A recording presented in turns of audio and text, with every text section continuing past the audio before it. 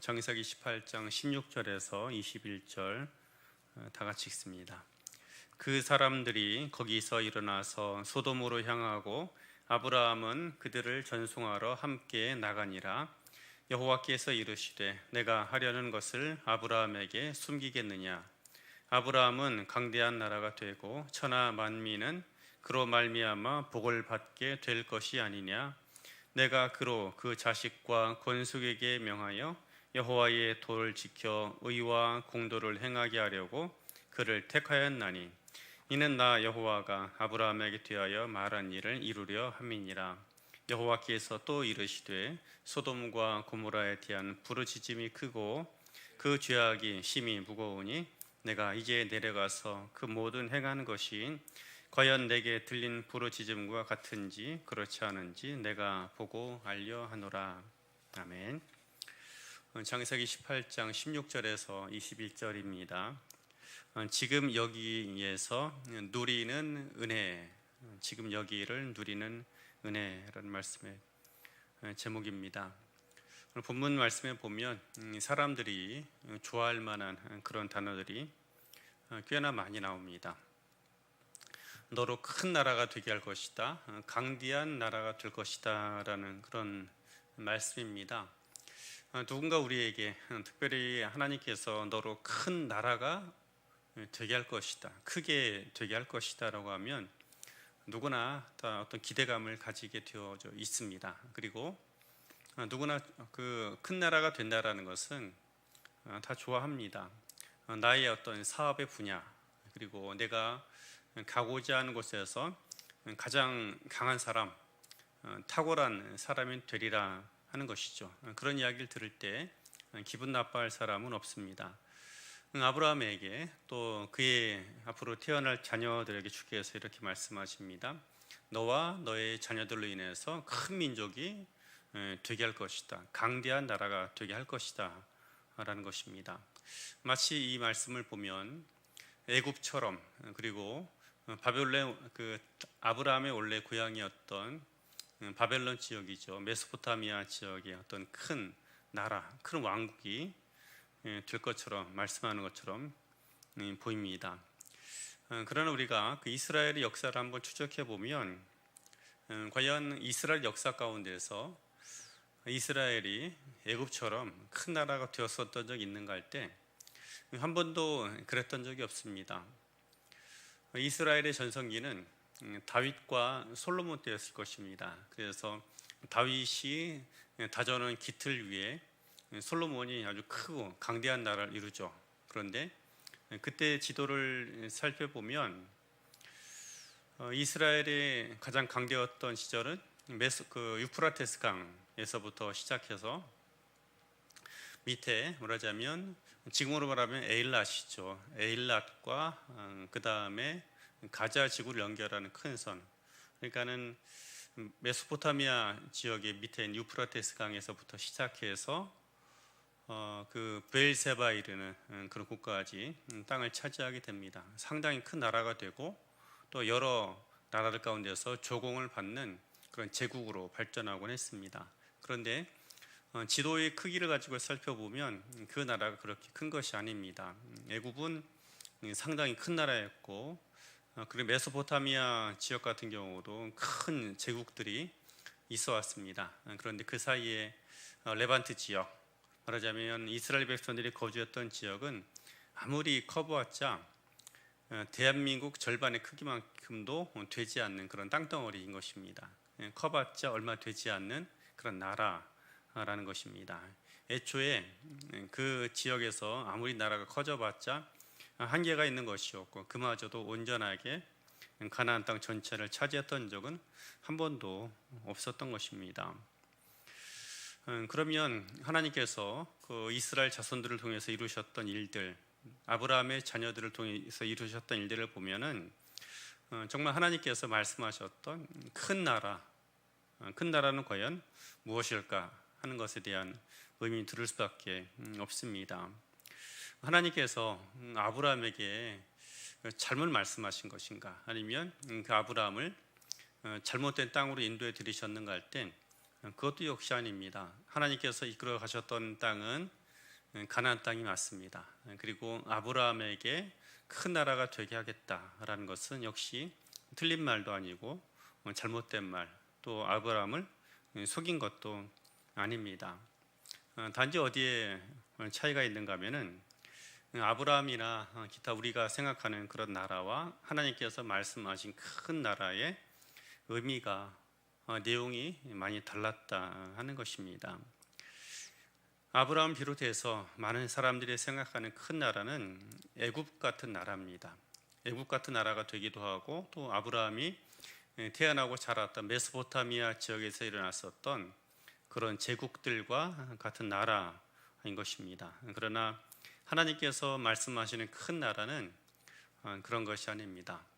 공도와 하나님의 의를 흘러가게 하는 나라인 것입니다. 우리가 나라를 이야기하면 통치권을 이야기합니다. 말하자면 왕의 통치권이 미치는 곳, 그것이 바로 나라인 것이죠. 그래서 예전에는 왕들이 자기의 영토, 말하자면 나의 힘, 나의 권세가 미치는 것을 나타내기 위해서 자기의 형상을 만들었습니다. 자기 형상을 만들어서 자신의 나라의 경계선에 세워놓게 됩니다. 그래서 누구라도 그것을 지나가다 보면 거기 새겨져 있는 왕의 형상을 보고 이 땅이 누구네 나라구나, 그리고 이 땅이 이 형상의 주인의 통치와 다스림을 받는구나라는 것을 깨닫게 되는 것입니다. 그래서 나라라는 것은 땅덩어리 크기를 말하기도 하지만 더 근본적으로 중요한 것은 그 왕의 통치권, 왕의 영향력이 미치는 곳, 그것이 바로 나라인 것이죠. 이것을 오늘날 가장 잘 보여주는 예가 이 시대 가운데서 찾아볼 수가 있습니다. 나라 각국마다 있는 대사관들입니다. 우리나라에도 미국 대사관이 있고 일본, 중국 여러 각국의 대사관들이 있습니다. 그래서 토지법상으로 살펴보면 우리나라에 있는 대사관의 땅은 우리나라의 것입니다. 그러나 그것이 또 우리나라의 것도 아닙니다. 왜 그런가 하면 그 대사들을 파견한 나라의 소유가 되는 것입니다. 그래서 법적으로 그렇게 서로 상호 조약을 맺고 인정해 주게 되는 것이죠. 그래서 아무리 우리나라에서 힘이 있고 권세가 있어도 그 대사의 허락 없이 그 땅에 들어갈 수 없습니다. 왜냐하면 그 땅에 함부로 들어가는 것은 상대국의 허락 없이 또 조건 없이 또 여러 가지 절차를 거치지 않고 들어가는 침입 행위에 해당하기 때문인 것이죠. 이것처럼 우리나라 대사관도 마찬가지입니다. 세계 곳곳에 여러 많은 곳에 세워져 있는데 땅덩어리 자체는 등기부 등본상으로는 그 나라의 소유일지 모르겠지만 그 안에 통치권은 대한민국의 통치가 나타나는 것입니다. 바로 그 하나님의 나라라고 이야기할 때 또 하나님께서 아브라함에게 말씀하신 큰 나라라는 의미도 바로 여기에 있는 것입니다. 아브라함으로 하여금 애국과도 같은 큰 제국을 이루고 또 아니면 그보다 더 큰 제국을 이루기 위해서 하나님께서 아브라함을 선택하는 것이 결코 아닙니다. 바로 하나님께서 다스리시는 나라, 하나님이 이루시고 하나님의 통치권이 나타나는 그런 나라를 만들기 원하셨던 것입니다. 결국에 하나님께서 다스리시는 다스림대로 살아가는 자들을 나타내고 이루기 위해서 아브라함을 부르신 것입니다. 그리고 마땅히 훗날 땅도 있어야 하는 것은 틀림없습니다. 왜냐하면 실물로 거주할 수 있는 그런 땅이 없는 나라라는 것 역시 존재하지 않기 때문입니다. 그래서 하나님께서 실제로 그 가나안 땅에 하나님 백성들의 나라를 물리적으로 허락해 주십니다. 사람들이 직접 땅을 밟고 거주하고 일구고 기경할 수 있는 그런 땅을 주신 것입니다. 그래서 실제로 하나님께서 하나님의 어떤 큰 나라를 이 땅 가운데서 이루어 가실 것이고 하나님의 영토로 삼으실 것입니다. 그런데 여기서 우리가 기억해야 할 것이 있습니다.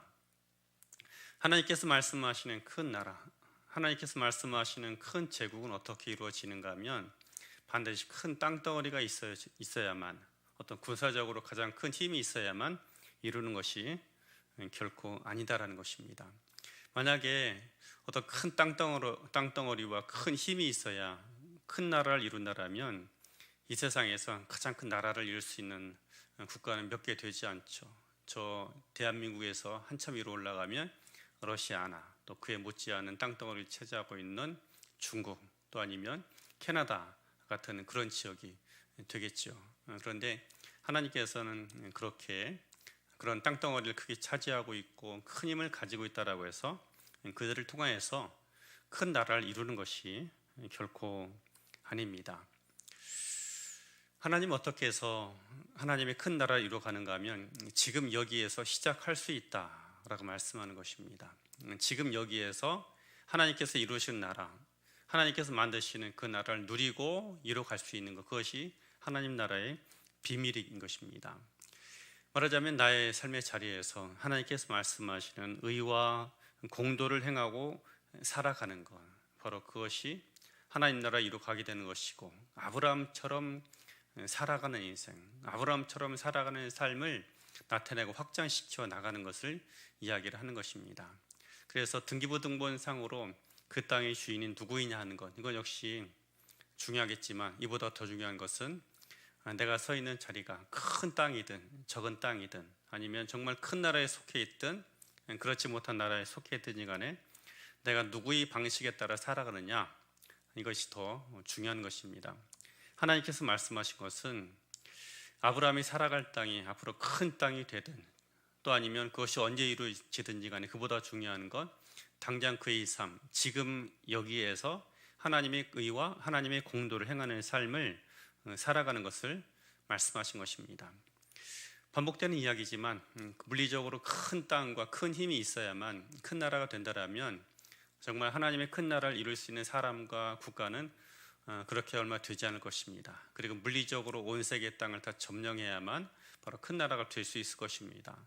그런데 하나님께서는 그리 말씀하지 않으신 것입니다. 지금 여기에서 할 수 있다라는 것입니다. 지금 나의 삶의 자리에서 내가 큰 땅에 보냄받았든 아니면 작은 곳에 서 있든지 간에 그곳에서 하나님께서 말씀하신 하나님의 방식으로 살아가는 것입니다. 그래서 많은 이들이 우리가 생각하는 방식, 또 우리가 경험하고 배워왔던 방식이 아니라 전혀 새롭게 살아가는 그 삶의 방식이 있구나라는 것을 보게 되는 것입니다. 깨닫게 되는 것이죠. 그리고 그것을 통해서 자신들의 삶의 변화가 나타나게 되는 것입니다. 이것이 하나님께서 말씀하신 하나님의 축복이 흘러가게 되는 것입니다. 그렇게 내 삶의 자리, 내가 앞으로 큰 나라가 되고 큰 힘을 얻어서 큰 나라를 이루어가는 것이 아니라 지금 여기에서 하나님의 방식대로 살아가는 것입니다. 그렇게 살아가게 될 때에 하나님이 결코 그 사람에게 적은 땅, 말하자면 적은 나라를 누리고 살아가도록 내버려 두지 않으실 것입니다. 왜냐하면 하나님께서는 반드시 이 땅 가운데 하나님이 세우실 그 나라를 물리적으로도 영적으로도 세워 가실 것이기 때문입니다. 지금 우리들이 하나님께로부터 부름받은 것은 앞으로 우리가 가게 될 나라 아니면 오게 될 그 영원한 세계만을 위해 살아가도록 부름받은 것이 아닙니다. 지금 여기에서 내 삶의 자리에서 하나님께서 나를 세우시고 보내시고 부르신 곳에서 하나님의 의와 공도를 행하도록 하기 위해서 부르신 것입니다. 그렇게 살아가는 자가 오는 하나님의 나라에서도 하나님 나라를 누리고 살아갈 수 있는 것입니다.